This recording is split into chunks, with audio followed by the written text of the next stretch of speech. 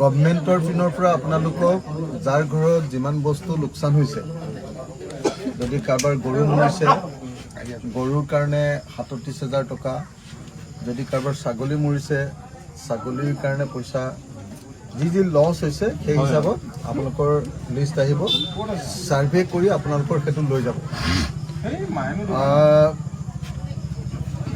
আৰু মই বিচাৰি আছোঁ যে গোটেই আমাৰ শিৱসাগৰ জিলাৰ যিমানখিনি মানুহৰ ঘৰত পানী উঠিছিলে তেওঁলোকৰ প্ৰত্যেকৰ ঘৰতে 10 লাখকৈ টকা দিব লাগে।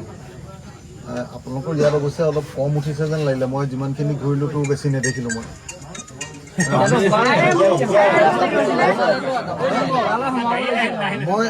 মই যে আজি আহিছোঁ চব আপোনাৰ লাইভ দেখি আছো এয়া পানী চব মোৰ ইয়ালৈকে পানী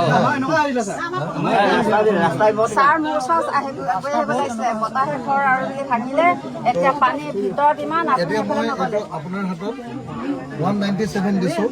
ঠিকে আছে না 197 দিছোঁ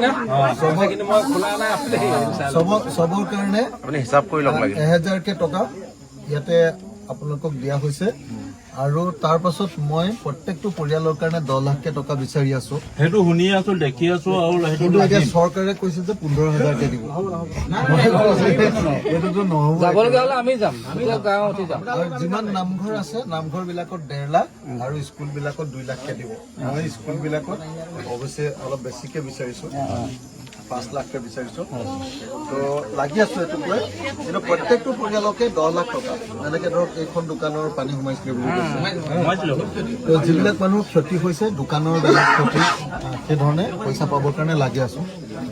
তো আপোনালোকৰ সেই কামখিনি মই লাগি আছো। যদি কেতিয়াবা দৰকাৰ হ'লে যাবলগীয়া হ'লে আপোনালোকে ওলাব লাগিব। হ'ব বাৰু তেতিয়াহ'লে।